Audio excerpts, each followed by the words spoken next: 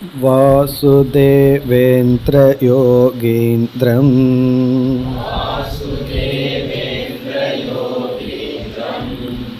நத்வா ஞானப்ரதம் குரும்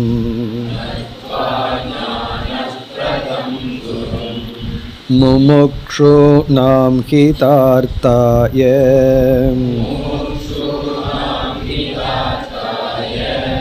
தத்வபோதோ பிதீயதே.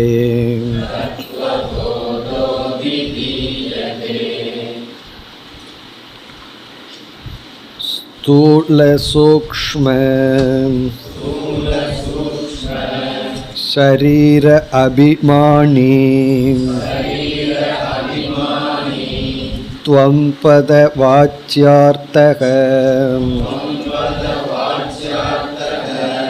உபாதி விநிர்முக்தம்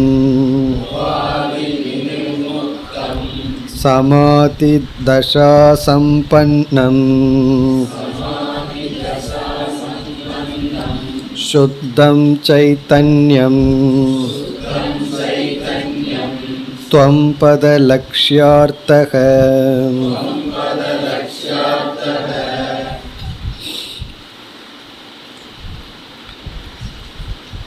ஜீவ ஈஸ்வர ஐக்கியம் அல்லது மகா வாக்கிய விசாரத்தில் நாம் இப்பொழுது இருக்கின்றோம்.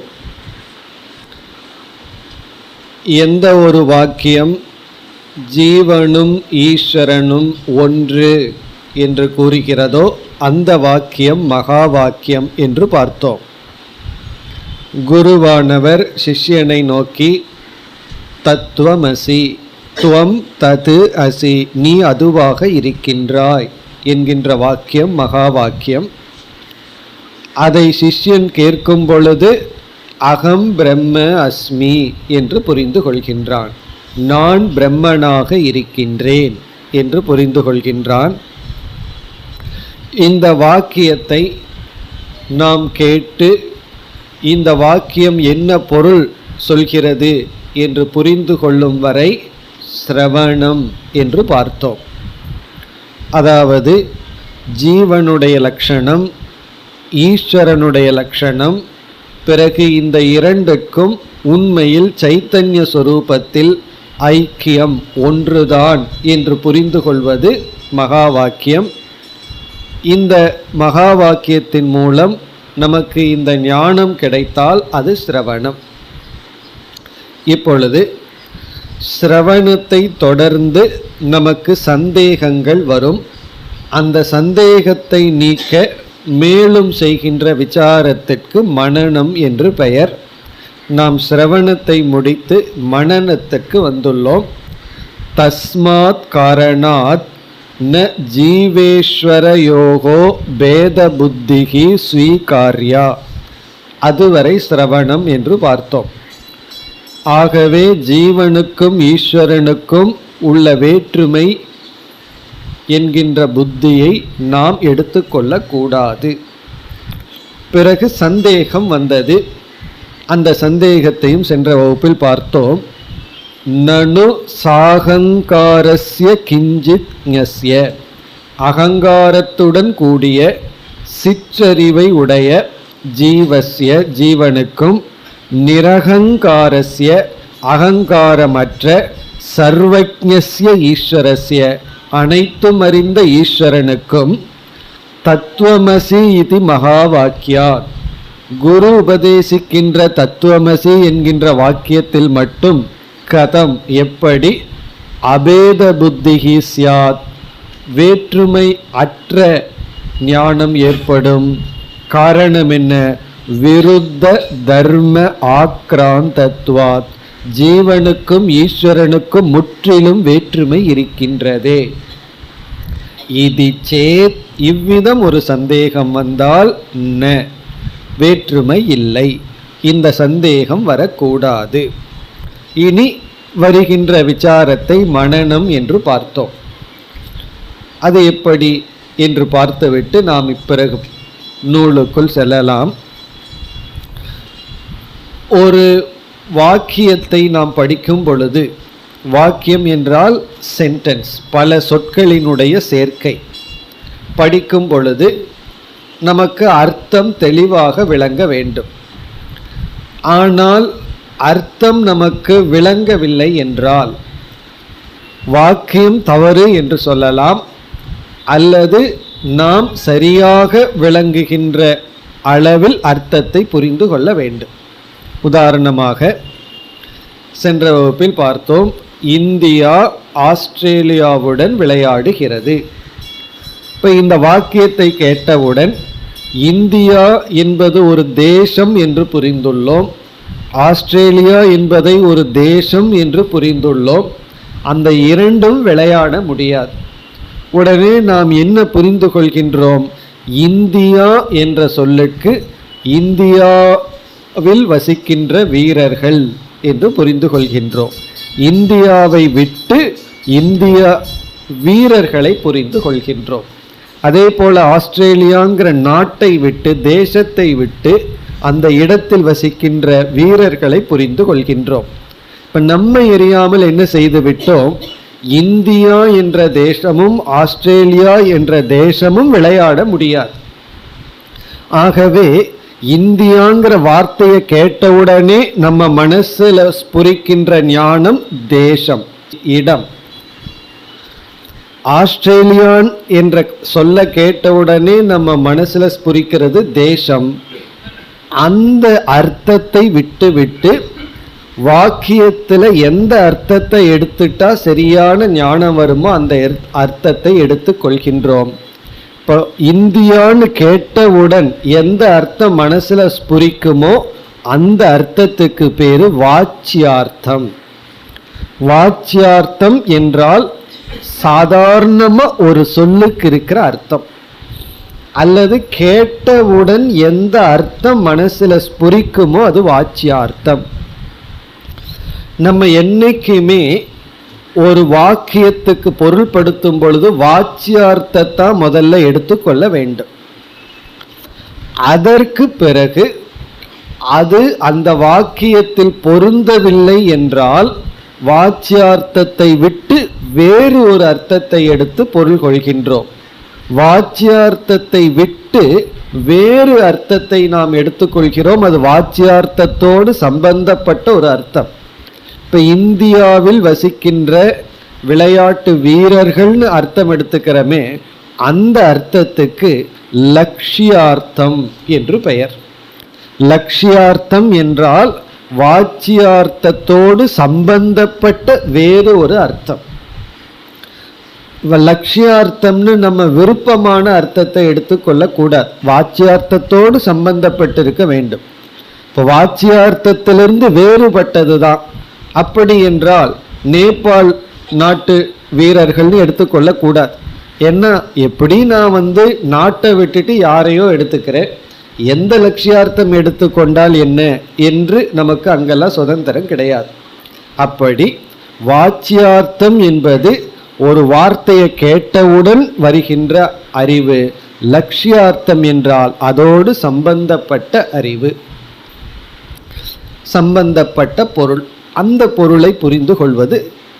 இப்படி ஒரு வாக்கியத்தை கேட்டவுடன் அதில் ஒரு முரண்பாடு தெரிந்தால் நம்ம லட்சியார்த்தத்திற்கு செல்ல வேண்டும். இதெல்லாம் நம்ம சாதாரணமாக செய்து கொண்டிருப்போம்.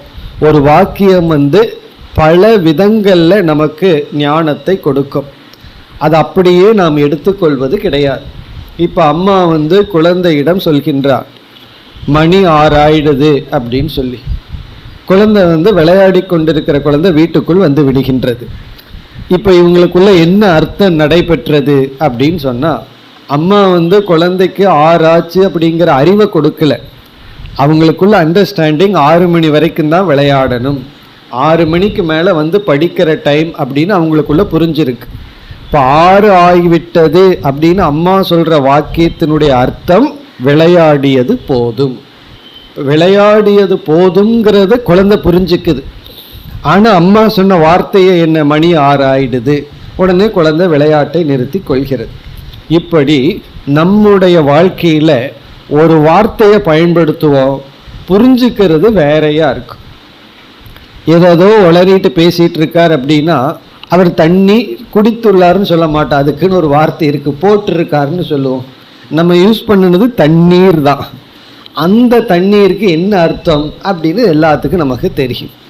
இப்போ தண்ணீர் குடித்தா இப்படி பேச வேண்டிய அவசியம் இல்லையேன்னு அங்கே லாஜிக்கெல்லாம் நம்ம பேச மாட்டோம். இப்போ தண்ணீருங்கிற வார்த்தைக்கு நமக்கு அந்த இடத்துல என்ன அர்த்தங்கிறது நமக்கு தெரியும். அப்படி சகஜமாக ஒரு வார்த்தையை பயன்படுத்துவோம், அதற்கு என்ன சாதாரண அர்த்தமோ அதை விட்டுட்டு அந்த வாக்கியம் சரியாக அர்த்தம் கொடுக்க வேற ஒரு அர்த்தத்தை எடுத்துக்குவோம். இப்போ அதே போல் இங்கே என்ன சொல்லப்படுகிறது, நான் நீ அல்லது ஜீவன் என்று சொல்லும் பொழுது சாதாரணமாக நம்ம புரிஞ்சுக்கிற அர்த்தம் இந்த உடலுடன் கூடிய ஆத்மா, அனாத்மாவுடன் கூடிய ஒரு அறிவு சொரூபத்தை தான் நம்ம ஜீவன்னு புரிஞ்சுக்கிறோம். யாராவது நீங்க யார் அப்படின்னு கேட்டால் நான் யார் அப்படிங்கிற கேள்விக்கு பதில் சொல்லும் பொழுது இந்த உடலுடன் கூடியவனாக இருக்கின்ற நான் தான் பதிலாக வரும். இப்போ நீங்க யாரு, நான் யாரு, அவர் யார், இப்படியெல்லாம் பேசும் பொழுது ஜீவன் அப்படிங்கிற ஒரு சொல்லில் இந்த அனாத்மா பிரதானமா இருந்து, ஆனால் வெறும் ஜடமான அனாத்மா இருக்காரு, அதுல அறிவு சொரூபமான ஆத்மாவும் கலந்துருக்கு. அதே போல ஈஸ்வரன் யார் அப்படின்னு ஒரு கேள்வி கேட்டால் உடனே நம்ம என்ன புரிஞ்சுக்குவோம், இந்த உலகத்துக்கெல்லாம் காரணமானவர், மாயையை தனக்குள் வைத்து கொள்பவர். இது வாச்சியார்த்தம். இப்போ நீ நான் அவன் இவன் அவள் இவள் அப்படியெல்லாம் சொல்லும் பொழுது வாச்சியார்த்தம் என்ன என்றால் அறிவுடன் கூடிய சரீரம் அல்லது அனாத்மா. ஈஸ்வரன் என்று சொல்லும் பொழுது இந்த உலகத்திற்கு காரணமானவர், காரணமான ஒரு அறிவு சுரூபமானவர். ஆனால் இந்த உடலுடன் கூடிய ஜீவனும் உலகத்துக்கு காரணமான ஈஸ்வரனும் ஐக்கியம் ஒன்று என்று சொல்லும் பொழுது இந்த வாச்சியார்த்தத்தை எடுத்துட்டோம் அப்படின்னா இந்த சந்தேகம் நமக்கு விடும். அது எப்படி அகங்காரத்துடன் கூடிய சிற்றறிவை உடைய ஜீவன், அகங்காரமற்ற பேரறிவு சுரூபமான ஈஸ்வரன் எப்படி இரண்டும் ஒன்றாகும்?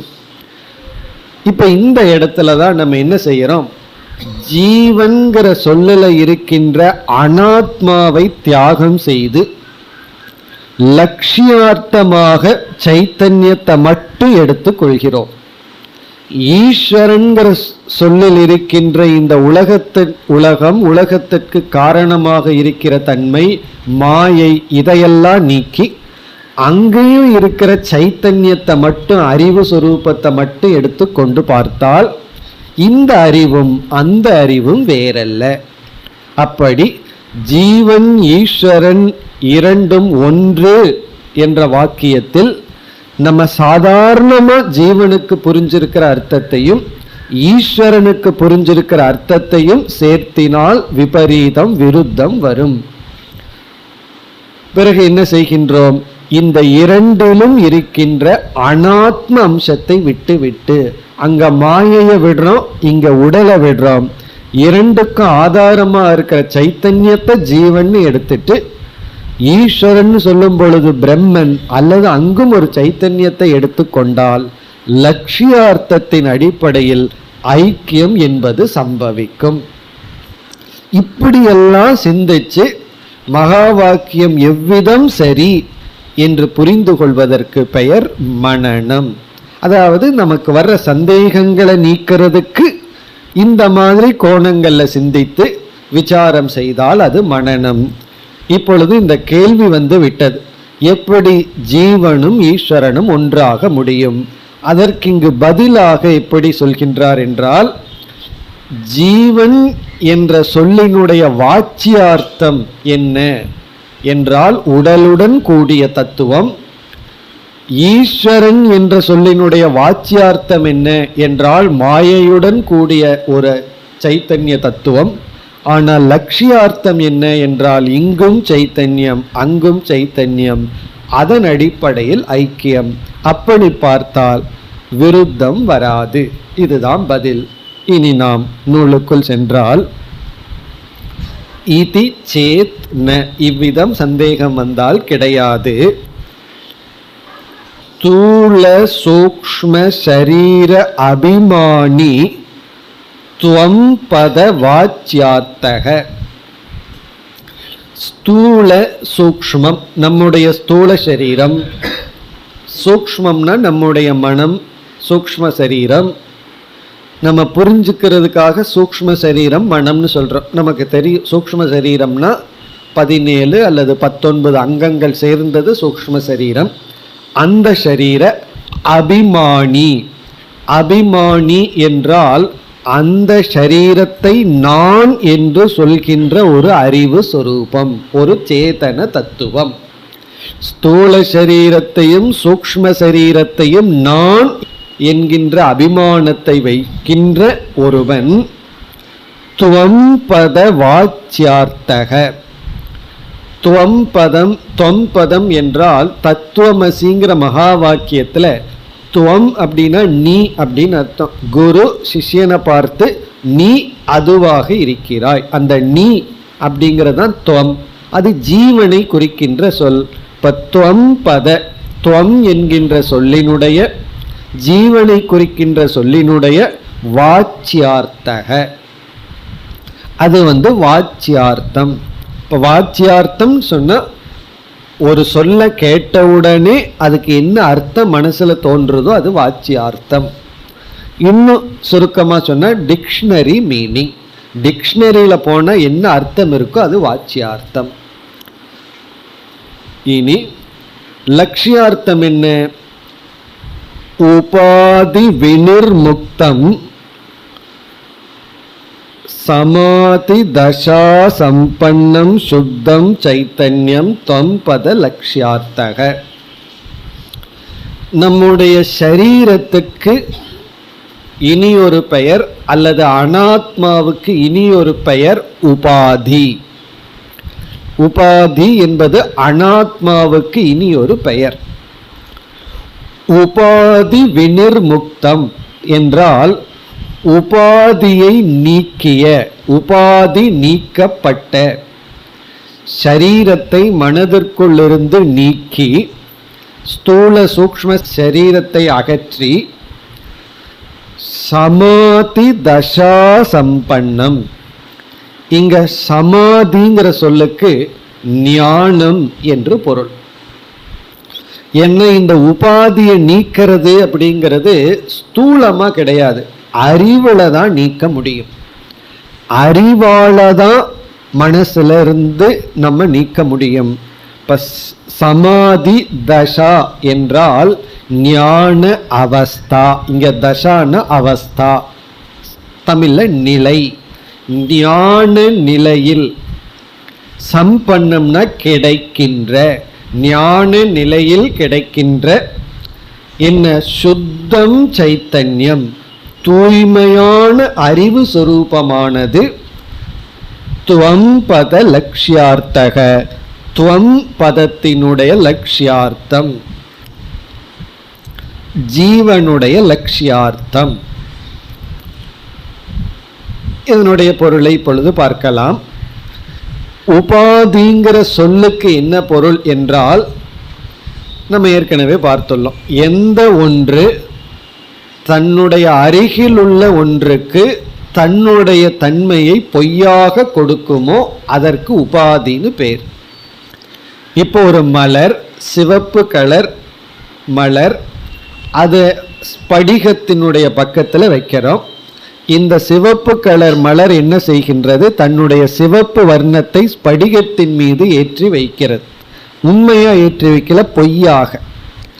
உண்மையா ஏற்றி வச்சுட்டா அப்புறம் ஸ்படிகமுமே சிவப்பாயிரும். இந்த மலருக்கு பெயர் உபாதி. இந்த மலரை உபாதின்னு சொல்றேன். ஏன்னா அது என்ன செய்யுது? தனக்கு பக்கத்தில் இருக்கிற பொருளிடத்தில் தன்னுடைய குணத்தை அதனிடம் இருப்பது போல் செய்விக்கிறது. அதனால ஸ்படிகமும் சிவப்பா தெரியுது. இப்போ ஸ்படிகமானது தூய்மையானதுன்னு நம்ம எப்படி புரிந்து கொள்வது? குழந்தைக்கு என்ன செய்யலாம்? சிவப்பு கலர் மலரை எடுத்துட்டு ஸ்படிகத்தை காட்டி இப்ப பார் தூய்மையா இருக்குன்னு சொல்லலாம். பிறகு மீண்டும் பக்கத்துல வைக்கிறோம், மீண்டும் அது சிவப்பா தெரியுது. ஆனா நம்ம மனசுல என்ன புரிஞ்சுக்கலாம், அது சிவப்பா தெரிஞ்சாலும் அது தன்னுடைய சுபாவத்தில் தூய்மை ஆனதுதான், அது அறிவுல புரிஞ்சுக்கிறோம். ஆகவே அந்த சிவப்பு வர்ணத்தை அறிவுல நீக்கி ஸ்படிகம் தூய்மையானது அப்படின்னு நம்ம சொல்றோம். நம்ம சொல்லும் பொழுதே அது சிவப்பு கலரோடு தான் இருக்கு, இருந்தாலும் அறிவுல நீக்கிறோம். எதை? உபாதியை நீக்குகின்றோம், மலரை நீக்குகின்றோம். அதே போல ஆத்மா என்கின்ற ஸ்படிகத்தை போல தூய்மையான சைத்தன்ய சொரூபத்தினிடம் நம்முடைய ஸ்தூல சூக்ஷ்ம சரீரங்கள் பக்கத்தில் இருந்து என்ன செய்து விட்டது, அதனுடைய தன்மையை ஆத்மாவிடம் இருப்பது போல் காட்டுகின்றது.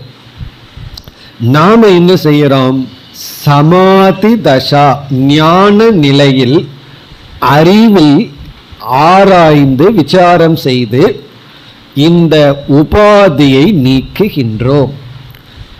அதுதான் இங்கு உபாதி வினிர்முக்தம், உபாதி நீக்கப்பட்ட.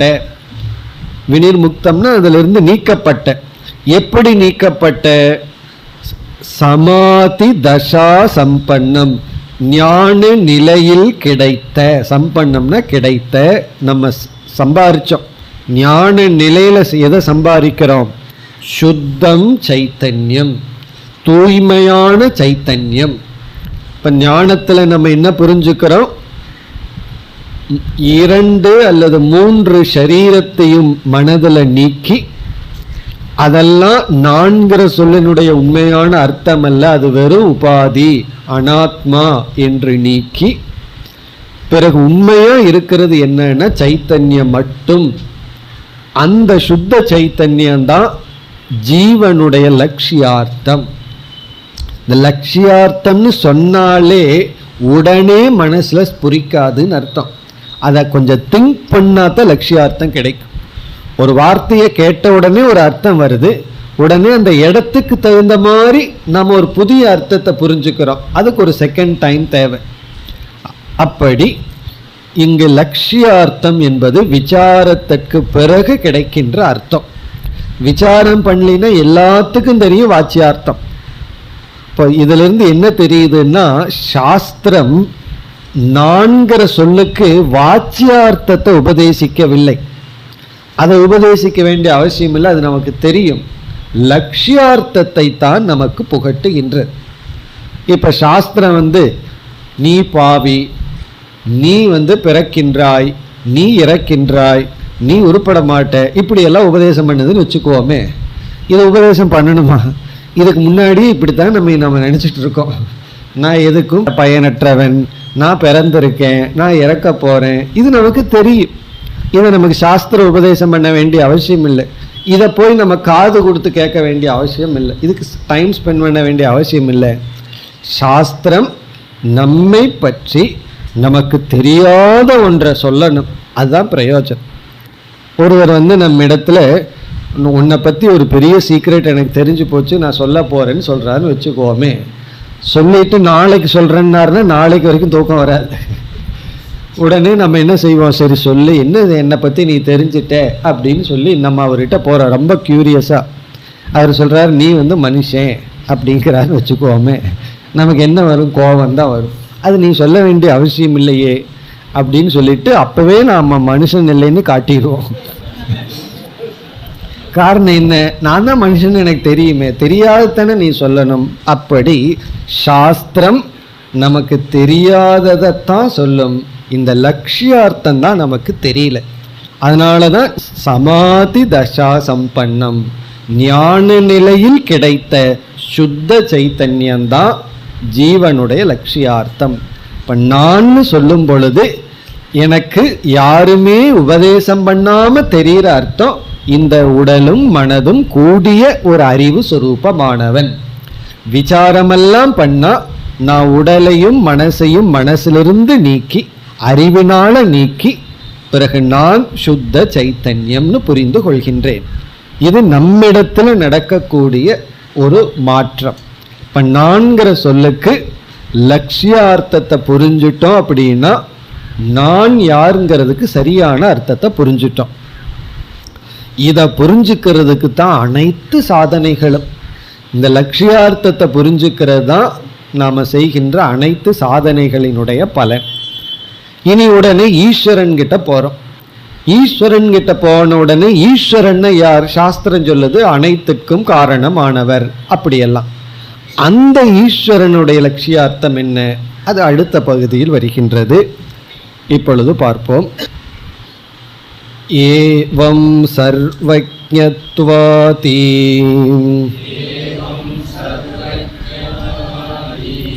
விசிஷ்ட ஈஸ்வரக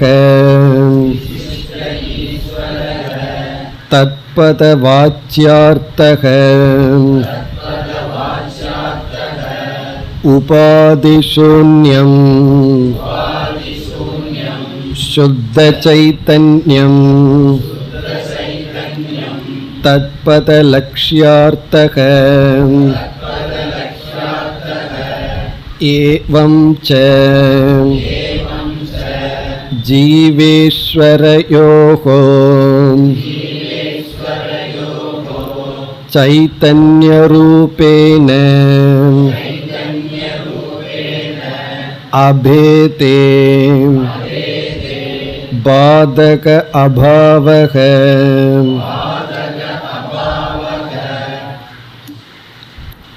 ஏவம் இவ்விதம். இவ்விதம்னா எவ்விதம்? ஜீவனுடைய விஷயத்தில் எப்படி நம்ம விசாரம் பண்ணமோ அவ்விதம். அதாவது வாச்சியார்த்தம் லட்சியார்த்தம்னு எப்படி இரண்டாக பிரித்து புரிந்து கொண்டோமோ அவ்விதம் ஈஸ்வரன்கிற வார்த்தையினுடைய வாச்சியார்த்தம் என்ன? ஈஸ்வரன்கிற வார்த்தையை கேட்டால் நம்ம மனசுல ஸ்புரிக்கிற அர்த்தம் என்ன? சர்வஜ்ஞத்வாதி விசிஷ்டக ஈஸ்வரக. சர்வஜ்ஞத்துவம் முதலிய குணங்களுடன் கூடியவர் ஈஸ்வரன். சர்வஜ்ஞகன அனைத்தையும் அறிந்தவர். ஆதி எக்ஸெட்ரால அனைத்து சக்தியையும் உடையவர். அனைத்துக்கும் காரணமானவர். அனைத்தையும் வியாபிப்பவர். ஈஸ்வரக விசிஷ்டக ஈஸ்வரக தத்பத வாச்சியார்த்தக. தத்பதம்னா இந்த இடத்துல ஈஸ்வரனை குறிக்கின்ற சொல்.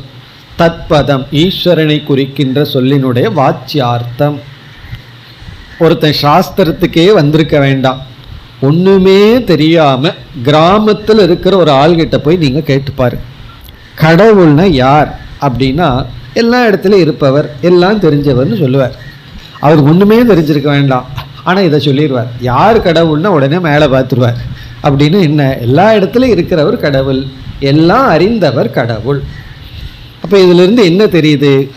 ஈஸ்வரன்கிற வார்த்தைக்கு அர்த்தம் சர்வஜ்ஞத்வாதி விசிஷ்டக, அனைத்தையும் அறிபவர், அனைத்து சக்தியையும் வைத்திருப்பவர், இந்த உலகத்திற்கு காரணமானவர்.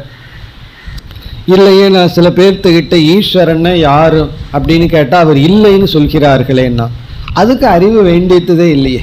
ஒன்று இல்லைன்னு சொல்றதுக்கு அறிவே வேண்டாம், இருக்குன்னு சொல்றதுக்கு தான் அறிவு வேண்டும். நம்ம இங்க கொஞ்சமாவது அறிவு எடுப்பவர்களிடம் கேட்கணும்னு சொல்றோம். ஆகவே இப்போ ஈஸ்வரன் யார் அப்படின்னு சொன்னா ஈஸ்வரன்கிறவர் இந்த உலகத்திற்கு காரணமானவர். அப்படி இது வாச்சியார்த்தம். இப்போ ஏவம் சர்வஜ்ஞத்வாதி விசிஷ்ட, அனைத்தையும் அறிகின்ற போன்ற தன்மைகள் கூடிய இருப்பவர் ஈஸ்வரன். இனி இந்த ஈஸ்வரனுடைய லட்சியார்த்தம் என்ன என்றால், இந்த ஈஸ்வரனுக்கு அனைத்தையும் அறிபவர், அனைத்துக்கும் காரணம், இப்படிப்பட்ட தன்மை வர காரணம் என்ன? இப்ப ஈஸ்வரன் அனைத்துக்கும் காரணம் அப்படின்னு நம்ம சொல்றோம். அந்த அனைத்துக்கும் காரணமானவர் அப்படிங்கிற தன்மை ஈஸ்வரனுக்கு வருவதற்கு காரணம் என்ன? ஆகவே இந்த உலகத்தை எடுத்துக்கொண்டு ஈஸ்வரனோட சேர்க்கும் பொழுது இந்த உலகத்திற்கு காரணம். இந்த உலகத்தை விட்டுறோம்னு வச்சுக்குவோமே, இந்த உலகத்தை நம்ம தியாகம் பண்ணிட்டோம் அப்படின்னா பிறகு அந்த ஈஸ்வரன் யார்? அந்த இடத்துல ஈஸ்வரன் அனைத்துக்கும் காரணம்ங்கிற தன்மை சொல்ல முடியாது. அனைத்துக்கும் காரணமா இருப்பவர் ஜடமானவர் அல்ல, அறிவு சொரூபமானவர்.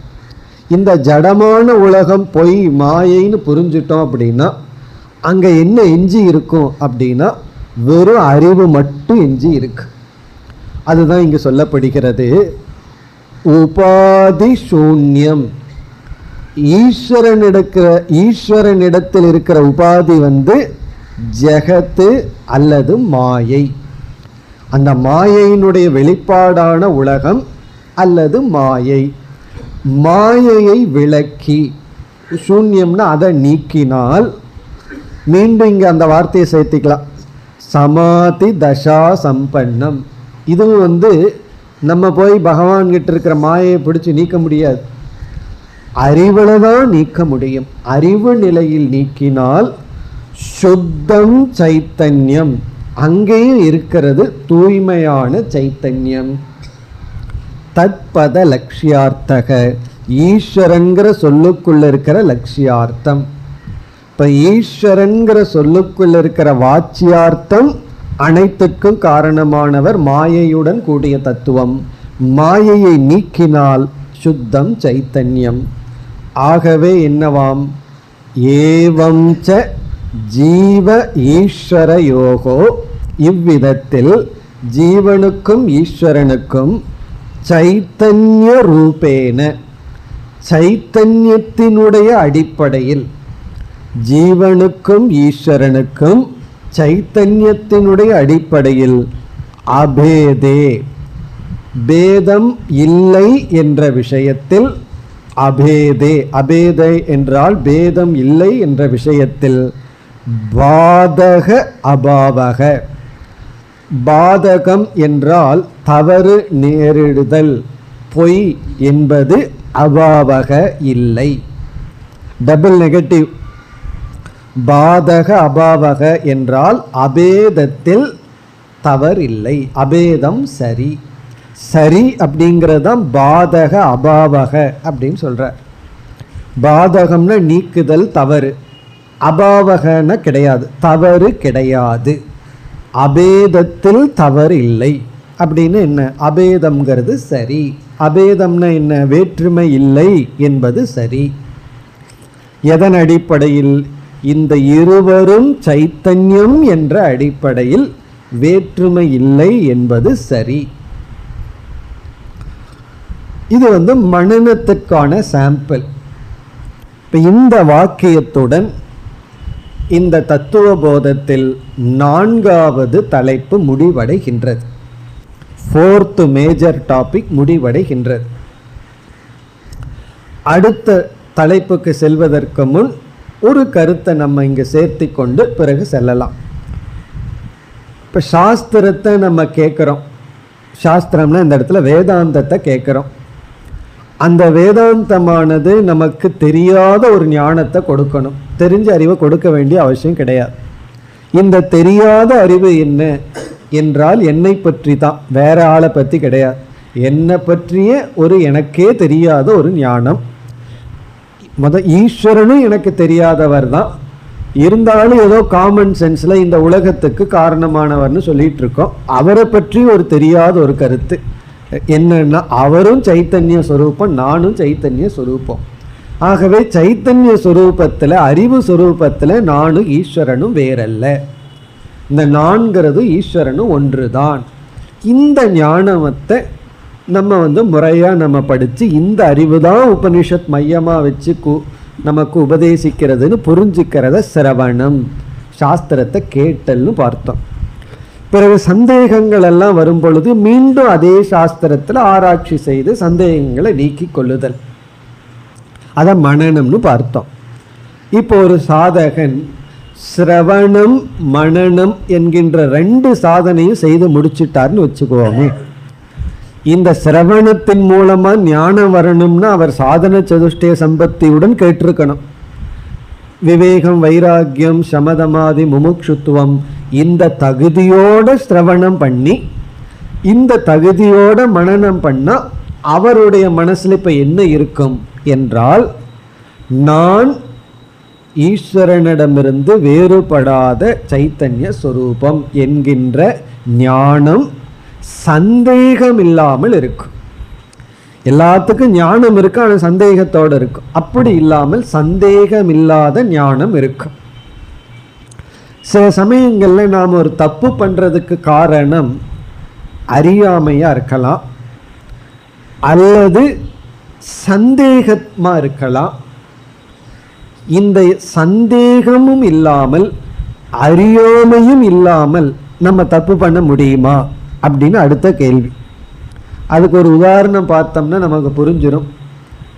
இப்போ நம்ம வீட்டில் அடிக்கடி பயன்படுத்துகிற ஒரு புஸ்தகத்தை ஒரு ஷெல்ஃபில் ரொம்ப வருஷமாக வச்சுருக்கோம். பிறகு ஏதோ சுத்தம் பண்ணுறோம் அல்லது ஏதோ பண்ணுறோம் அல்லது புது ஷெல்ஃப் வாங்கியிருக்கோம். அப்போ அந்த புஸ்தகத்தை எடுத்துகிட்டு புது இடத்துல நம்ம மாற்றி வச்சுருக்கோம். அப்படி வைத்ததற்கு பிறகு காலையில் வச்சுருக்கோம். பிறகு மாலை நேரத்தில் அந்த புஸ்தகத்தை எடுக்க போகிறோம். என்ன செய்வோம்? இத்தனை வருஷமாக எந்த இடத்துல அந்த புஸ்தகம் இருக்கோ அங்கேயே போவோம். அதற்கு பிறகுதான் ஞாபகம் வரும், அடடே நம்ம தானே மாற்றி வச்சோம். அப்புறம் மீண்டும் அந்த புதிய இடத்துக்கு போகிறோம். இப்போ நம்முடைய கேள்வி, பழைய இடத்துக்கு புஸ்தகத்தை நோக்கி நாம் செல்வதற்கு காரணம் அறியாமையா சந்தேகமா? அறியாமை அல்ல, சந்தேகமும் இல்லை. காரணம் என்ன? அதை வச்சதே நம்ம தான். வேற யாராவது வச்சிருந்தா, நமக்கு தெரியாம ஒருத்தர் எடுத்து வச்சிருந்தா அது அறியாமை. அல்லது நம்ம இடத்துல ஒருத்தர் எடுத்து வச்சுட்டு சொல்லியிருக்காங்கன்னா சந்தேகம். அப்படியெல்லாம் இடம் இல்லை, நம்மளே தான் வச்சோம். பிறகு ஏன் அங்கு போகிறோம்? அதற்கு என்ன காரணம்? அதுக்கு ஒரு காரணம் சொல்லி ஆகணுமில்ல. அறியாமையினால நான் அந்த தப்பை பண்ணலை, பிறகு சந்தேகத்தினாலையும் நம்ம அந்த தப்பை பண்ணலை. சில பேர் ஒரு தப்பு பண்ணால் நம்ம பாவம்னு அவங்களுக்கு தெரியாமல் பண்ணிட்டான் அப்படின்னு என்ன சொல்லுவாங்க தெரியுமா? இல்லை, அவன் வேணும்னே பண்ணுறான் அப்படின்னு பல முறை சொல்கிறோமல்ல. அப்படி நம்ம தெரியாமல் பண்ணலை, சந்தேகத்தில் பண்ணலை. பிறகு ஏன் அந்த தப்பு மீண்டும் நடக்கின்றது?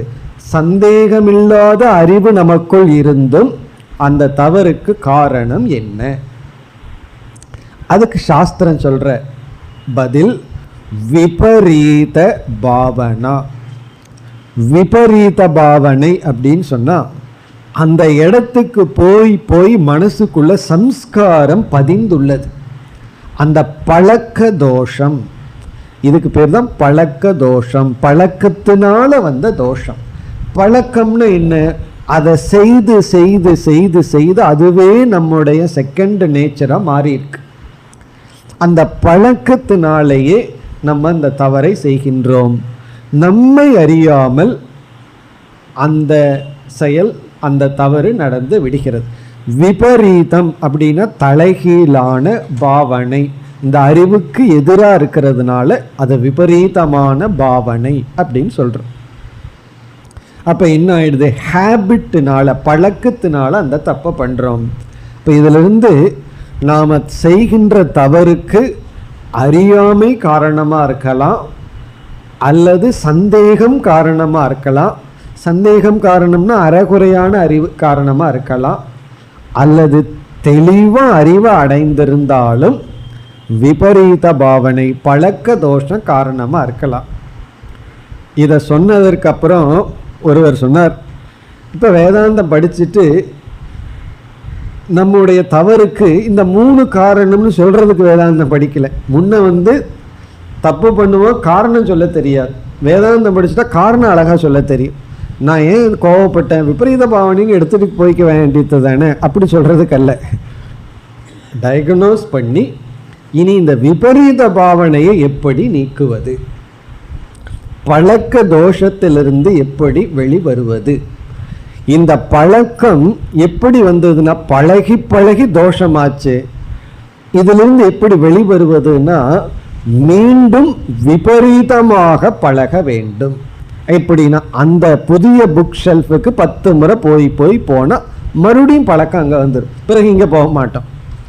அதே போல இந்த ஞானம் நமக்கு வந்து விட்டால், இந்த ஞானம் நம்முடைய மனசுக்கு புதுசாக குடி வந்திருக்கு. புதுசாக யாராவது வீட்டுக்கு குடி வர்றது போல நம்மளுடைய அந்த கரணத்துக்கு இந்த ஞானம் புதுசாக குடி வந்திருக்கு. ஆனால் இந்த பழையாள் இருக்கானே, அவன் பழையாளாக இருந்துகிட்டே இருக்கான். பழையாள் போய் புது ஆள் வரல, பழையாளையும் வச்சுருக்கோம், புது ஆள் வேற ஒன்று வந்திருக்கு.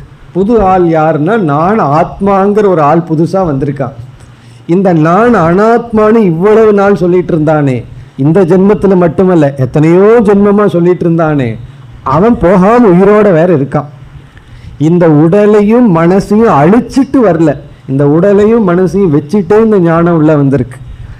ஆகவே அவன் என்ன செஞ்சிடறான், அடிக்கடி இந்த அறிவை கீழே தள்ளிட்டு மேலே வந்துடுறான். இது நம்முடைய வாசனையினால, பழக்க தோஷத்தினால வந்து விடுகின்றது. இந்த ஞானம் நிஷ்டை அடையவில்லை. ஞானம் உள்ள போயிருக்கு, அந்த ஞானத்திற்கான நிஷ்டை ஸ்ட்ரென்த் கிடைக்கவில்லை. நெல்லிக்கனி ஊறுகாய் போல, நெல்லிக்காய் இருக்கு, அதை ஊறுகாய் பண்ணி உள்ளே போட்டு வைக்கிறோம். ஃபஸ்ட்டு டே 3 மாதத்துக்கு அப்புறம் சாப்பிட்டு பாருங்கள், வித்தியாசம் தெரியும். ஃபஸ்ட்டு டே சாப்பிட்டா அதே கஷ்டப்பட்டு கடித்து சாப்பிடணும். அதே 3 மாதம் ஊறியதற்கு பிறகு அப்படியே கையில் நசுக்கி சாப்பிடலாம். அப்போ என்ன வித்தியாசம்னா, அந்த 3 மாதத்தில் அந்த நெல்லிக்கனி வந்து அப்படியே ஊறி இருக்கு. அதுபோல தான் சிரவண மனனத்திற்கு பிறகு இந்த அறிவு நமக்குள் ஊறி, அந்த அறிவு மயமாகவே ஆக சாஸ்திரம் கொடுக்கின்ற 3வது சாதனை நிதித்தியாசனம். ஏன்னா நிதித்தியாசனம்ங்கிறது இங்கு விட்டிருக்கப்படுகிறது, இங்கு சேர்த்து கொள்ளப்படவில்லை. அதனால் அதை சேர்த்திட்டா பூர்ணமாகும். இப்போ நிதித்தியாசனம், நிதித்தியாசனம் என்றால் ஞானத்தை ஞான நிஷ்டையாக்க நாம் மேற்கொள்கின்ற தியானம் அல்லது பயிற்சி. இங்கே தியானம்னா கண்ணை மூடி உட்கார்ந்துட்டு இருக்கிறது அல்ல, இந்த ஞானத்தோடையே கொஞ்ச நாள் இருந்தாவே போதும், அது நிதித்தியாசனம். ஆனால் இருக்கணும், அவ்வளவுதான். அதுதான் ரொம்ப கஷ்டம். சில பேர் ஊறுகாயை போட்டு அது ஒழுங்காக ஊறுறதுக்குள்ளேயே சாப்பிட்டு முடிச்சிடுவார்கள். இந்த குலோப்ஜான் பண்ணுவாங்க, அது நல்லா ஊறுனா நல்லா இருக்கும், அதுக்குள்ளேயே காலி பண்ணிட்டா. அப்படி அது கொஞ்சம் வச்சு வைக்கணும் பொறுமையாக, அதுதான் கஷ்டம். அப்படி நம்ம என்ன பண்ணணும்னா, பேசாமல் இந்த ஞானத்தோடு இருக்கணும். அப்படி இருந்து பழகிறது தான் நிதித்தியாசனம். இந்த ஞானத்தை தியானித்து பழகுதல். இப்போ சாஸ்திரத்தை நம்மயமாக்கி பழகுதல். அப்போ என்ன ஆகும் அப்படின்னா, விபரீத பாவனைகள் கொஞ்சம் கொஞ்சமாக நீங்கி கடைசியில் எந்த குற்றுணர்வும் இல்லாமல் நம்முடைய மனம் வந்து இந்த அறிவுடன் இருக்கும்.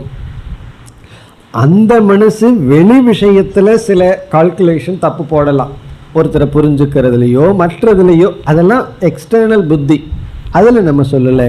ஆனால் உள்ள இருக்கிற மோகம் என்பது வராது. மரண பயம் போயிடும், பொறாமை நீங்கிவிடும், இந்த சலிப்பு, இன்செக்யூரிட்டி இதெல்லாம் மனதிலிருந்து முழுமையாக நீங்கும். அப்படி நீங்கிற வரைக்கும் நாம் செய்கின்ற பயிற்சிக்கு பேர் நிதித்தியாசனம். இவ்விதம் ஸ்ரவணம், மனனம், நிதித்தியாசனம் இந்த 3 சேர்ந்து ஞான யோகம் என்று அழைக்கப்படுகிறது. கர்மயோகம் என்பது சாதன சதுஷ்டய சம்பத்தியை கொடுக்கிற சாதனை. பக்தி யோகம் என்பதும் அல்லது மற்ற தியானங்கள், உபாசனை எல்லாமே சாதன சதுஷ்டய கொடுக்கிற சாதனை. ஞான யோகம் என்றால் சாஸ்திர விசாரம், அந்த விசாரம் சிரவணம், மனனம், நிதித்தியாசனம் என்று பிரிக்கப்படுகிறது. இதெல்லாம் உபனிஷத்தை சொல்லியிருக்கு. ஸ்ரோத்தவ்யோ மந்தவ்யோ நிதித்தியாசிதவ்யக. இந்த ஆத்மா கேட்கப்பட வேண்டும், விசாரிக்கப்பட வேண்டும், தியானிக்கப்பட வேண்டும். இதோடு ஞான யோகம் முடிவடைகிறது. இனி அடுத்த கேள்வி, சரி இவ்வளவு கஷ்டப்பட்டு நிதித்தியாசனமும் செய்து முடித்தால் என்ன பலன்? இனி நம்ம 5வது டாபிக் உள்ள போகிறோம். தத்துவபோதத்தினுடைய கடைசி டாபிக் ஞான பலம். இந்த ஞானத்தினுடைய பலன் இப்பொழுது பார்ப்போம். ஏவம் ச வேதாந்த வாக்யைஹி சத்குரு உபதேசேன ச சர்வேஷு அபி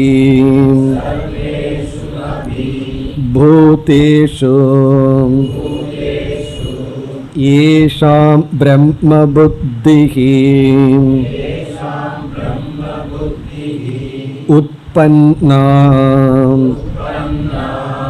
தே ஜீவன் முக்தாஹாம் இத்யர்த்தஹ.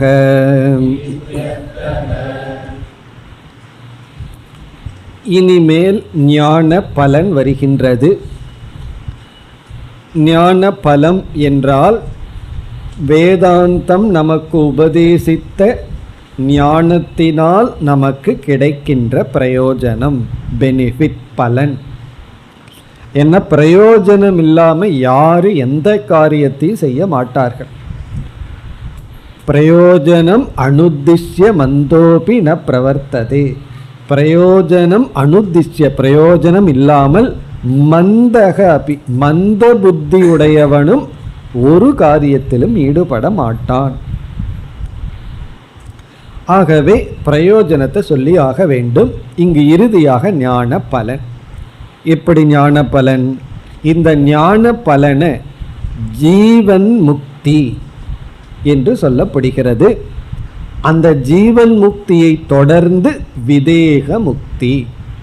சுருக்கமாக சொன்ன முக்தி ஞான பலன். மோக்ஷம் அல்லது முக்தி அடைதல் இந்த ஞானத்தினுடைய பலன். இந்த முக்தி இரண்டாக பிரிக்கப்படுகிறது. ஒன்று ஜீவன் முக்தி. ஜீவன் அப்படிங்கிற வார்த்தைக்கு பொருள் உயிரோடு இருக்கும் பொழுதே, இறந்து விடாமல் ஜீவன் வசித்து கொண்டிருக்கும் பொழுதே, வாழ்ந்து கொண்டிருக்கும் பொழுதே. முக்தி என்றால் விடுதலை. உயிரோடு இருந்து கொண்டிருக்கும் பொழுதே விடுதலை. விதேக முக்தி என்றால் உடலை விட்டதற்கு பிறகு கிடைக்கின்ற விடுதலை. முக்தி என்றால் ஃப்ரீடம். இப்ப ஜீவன் முக்தி, உயிரோடு இருந்து கொண்டிருக்கும் பொழுதே விடுதலை அப்படின்னு சொன்னா, அடுத்த கேள்வி கேட்போம், எதிலிருந்து விடுதலை? உயிரோடு இருக்கும் பொழுதே விடுதலைன்னா உயிரிடமிருந்து விடுதலை அல்ல, ஏன்னா உயிரோடு தான் இருக்கும். அல்லது உடலிடமிருந்து விடுதலைன்னு சொல்ல முடியாது, உயிரோடு உடலோடு இருக்கும். மனமிடமிருந்து விடுதலைன்னு சொல்ல முடியாது, உடல் இருந்தால் மனசு இருக்கு. ஆகவே மனதிடம் இருந்தோ உடலிடம் இருந்தோ உயிரிடம் இருந்தோ பிராணனிடம் இருந்தோ விடுதலை அல்ல. சரி, உலகத்திடம் இருந்து விடுதலைன்னா அதுவும் கிடையாது. ஏன்னா உயிரோடு இருக்கிறோம்னா உலகத்துல தானே வாழ்றோம். நம்மை சுற்றி இருப்பவர்களிடம் இருந்து விடுதலையானா அதுவும் கிடையாது. நம்ம உயிரோடு இருந்தால் நம்மை சுற்றி யாராவது இருப்பார்கள், இல்லை நம்ம யாரையாவது சுற்றி இருப்போம். ஆகவே உலகத்திலிருந்தோ சுற்றத்திலிருந்தோ உடலிலிருந்தோ மனதிலிருந்தோ விடுதலை இல்லை. பிறகு எதிலிருந்து விடுதலை என்றால் சோகத்திலிருந்து விடுதலை, துயரத்திலிருந்து விடுதலை, பயத்திலிருந்து விடுதலை, பொறாமையிலிருந்து விடுதலை, சுருக்கமாக சொன்ன சம்சாரத்திலிருந்து விடுதலை. இதைத்தான் சம்சாரம்னு சொல்கிறோம். சான்ஸ்கிரிட் சம்சாரம், நம்ம தமிழில் சொல்கிற சம்சாரம் அல்ல. வேதாந்தம் படித்தா சம்சாரத்திலிருந்து விடுதலைன்னா நான் கிளாஸுக்கே சம்சாரத்தோடு தான் வர்றேன்னா அந்த சம்சாரம் வேறு. இப்போ இங்கே சொல்கிற சம்சாரம் துயரம் அல்லது மனதில் உள்ள நிறைவின்மை, ஒரு நிறைவின்மை, அந்த நிறைவின்மையிலிருந்து விடுதலை. அந்த நிறைக்க முடியாத ஆழ்ந்த மனதை நிறைக்கிறது தான் மோட்சம். அப்போ உயிரோடு இருக்கும் பொழுதே ஆழ்ந்த மனதில் இருக்கின்ற ஒரு குறை, அந்த குறையிலிருந்து விடுதலை. நம்ம சாதாரணமாக இப்படி கேட்போம் தெரியுமா, உங்களுக்கு என்ன குறை, என்ன குறை இருக்குன்னு கேட்போம். அப்படி கேட்டுட்டோம் அப்படின்னா நிறைய குறைய சொல்ல ஆரம்பிச்சிருவோம். யாராவது நீங்கள் எப்படி இருக்கீங்கன்னு ஒரு வார்த்தை கேட்டால் போதும், 5 பஸ்ஸை நம்ம மிஸ் பண்ண வேண்டியது வரும். ஆரம்பித்து விடுவார்கள். நல்லா இருக்கேன்னு ஒரு வார்த்தைகள் சொல்லிட்டு போகிறதில்ல. சில பேர் சொல்லுவாங்க நல்லா இருக்க அப்படின்னு சொல்லுவாங்க, நிஜமாலுமே நல்லா இருக்கிறையான்னு கேட்டால் போதும், அவ்வளவுதான், ராமாயணம் ஆரம்பிக்கப்பட்டு விடும். நல்லா இருக்கந்தான் அப்படின்னு அப்போ அங்கே ஒரு கம்மா ஆரம்பித்து எடுத்துருவோம். அப்படின்னு எப்படியாவது ஏதோ ஒரு இடத்துல ஒரு குறை, ஒன்றா பணம் இல்லைன்னு குறை, பணம் இருந்து என்ன பிரயோஜனம்னு ஆரம்பிச்சிருவோம். சில பேர் என்னதான் இருந்தாலும் பணம் இல்லைன்னா வாழ்க்கை இல்லை தான். இப்படி ஏதாவது ஒரு ஏரியாவில் ஒரு குறை, அந்த ஒரு குறை இல்லாமல் இந்த ஜீவன் முக்தியை சமஸ்கிருதத்தில் நம்ம வேதாந்தத்தில் அழகான வார்த்தையில் வெளிப்படுத்துவார்கள். கிருத கிருத்தியக, கிருத கிருத்தியக. கிருத்தியம் அப்படின்னு சொன்னால் செய்யப்பட வேண்டியது, டு பி டன், செய்யப்பட வேண்டியது. கிருதம்னா செய்து முடிக்கப்பட்டு விட்டது. அப்படின்னு என்ன, செய்யப்பட வேண்டிய அனைத்தும் செய்து முடிக்கப்பட்டு விட்டது. இப்போ உனக்கு என்ன செய்து முடிக்கணும், உனக்கு என்ன ப்ராஜெக்ட் இருக்கு அப்படின்னு யாராவது கேட்டால் நம்ம மனசுக்குள்ள செய்து முடிக்க வேண்டித்தது ஒன்றுமே கிடையாது. செய்ய வேண்டித்ததெல்லாம் நீங்கள் எனக்கு ஈமக்கடமை தான், அதுக்கு தான் உங்களுக்கு டியூட்டி, எனக்கு ஒன்றும் கிடையாது. என்னுடைய உடலுக்கு தான் நீங்கள் ஏதாவது போயிட்டா செய்ய வேண்டிய வேலை இருக்கே தவிர எனக்கு செய்ய வேண்டித்ததுன்னு ஒன்று கிடையாது. மிக அழகாக சொல்லப்படும், செய்து ஒன்றை அடையணும்னோ செய்யாமல் இருந்து ஒன்றை இழத்தல் என்பதோ கிடையாது. இது உள் மனதில். அப்படின்னா நீங்கள் பல்லு விளக்க வேண்டாமா, சாப்பிட வேண்டாமான்னு கேட்கக்கூடாது. இதெல்லாம் மேலோட்டமான மனசில் உயிரோடு இருக்கிற வரைக்கும், உடல் ஆரோக்கியமாக இருக்கிற வரைக்கும் என்ன செய்யமோ அதை செஞ்சிட்ருப்போம்.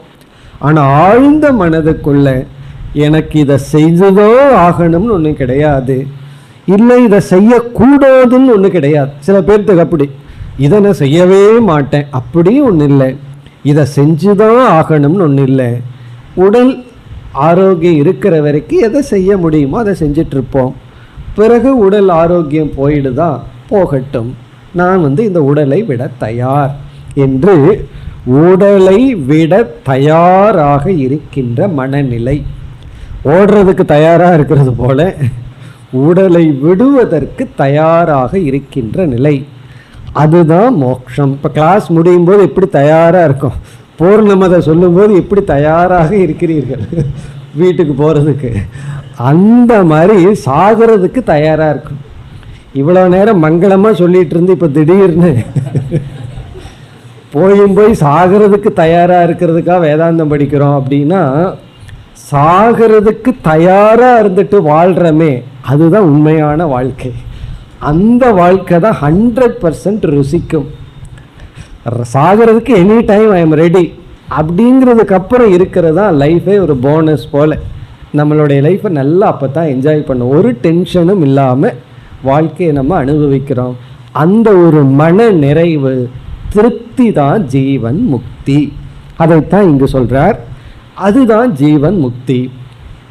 பிறகு விதேக முக்தினா என்னன்னா, எவ்வளவு காலம் இந்த ஜீவன் முக்தனாக இருக்க முடியும், ஞானத்துக்கு பிறகு கொஞ்ச காலம் நம்ம வாழுவோம். பிராரப்தம் அதெல்லாம் நம்ம பார்க்க போகிறோம், கர்மா தியரியை பற்றி படிக்க போகிறோம். அந்த பிராரப்தம் முடிஞ்ச உடனே நம்முடைய உடல் அழிந்து விடும். ஸ்தூல சரீரம் மற்றவங்களோட உடலை போல சாதாரணமாக அழிந்து விடும். நம்முடைய மனம் அந்தந்த தேவதைகளுடன் கலந்து விடும். ஆத்மஸ்வரூபமாக நாம் இருந்து மீண்டும் பிறக்க மாட்டோம். ஒரு ஜீவனா சிதாபாசனா இருந்து மீண்டும் பிறக்க மாட்டோம். அதற்கு பேர் விதேக முக்தி. இப்போ விதேக முக்தி இஸ் ஈக்குவல் டு பிறவாமை. அது ரொம்ப சுலபம், அங்கே ரொம்ப விசாரம் பண்ணுறதுக்கு ஒன்றும் கிடையாது. விதேக முக்தின்னு என்ன, செத்ததுக்கு அப்புறம் பிறக்க மாட்டோம் அப்படின்னு என்ன தெரியுமா, கடைசியாக சாவம்னு அர்த்தம். அதுக்கப்புறம் மீண்டும் பிறக்க மாட்டோம். மீண்டும் பிறந்தா தானே மீண்டும் இறக்கணும். ஆகவே ஞானி தான் கடைசியாக சாகிறான். மீதி ஆளெல்லாம் கடைசி டெத்து கிடையாது. அதனால டெத்தை வச்சு பயப்பட வேண்டாம் அல்லது கவலை வேண்டாம். காரணம் என்ன, மறுபடியும் ஒரு சான்ஸ் கிடைக்கும், மறுபடியும் சான்ஸ் கிடைச்சிட்டே இருக்கும் சாகிறதுக்கும் பிறக்கிறதுக்கும். ஞானியினுடைய மரணம் கடைசி மரணம், அது விதேக முக்தி. அதுதான் இனிமேல் நமக்கு டாபிக். இதில் சில கர்மா தியரி எல்லாம் வரப்போகுது. சஞ்சித கர்ம, பிராரப்த கர்மம்னா என்ன, இதெல்லாம் நமக்கு குழம்புகின்ற ஒரு டாபிக். அதையும் நம்ம இதில் நம்ம விசாரம் விளக்கமாக பார்க்க போகின்றோம். அடுத்த வகுப்பில் தொடர்வோம். ஓம் பூர்ணமத பூர்ணமிதம் பூர்ணாத் பூர்ணமுதச்யதே பூர்ணஸ்ய பூர்ணமாதாய பூர்ணமேவாவசிஷ்யதே. ஓம் சாந்தி சாந்தி சாந்தி.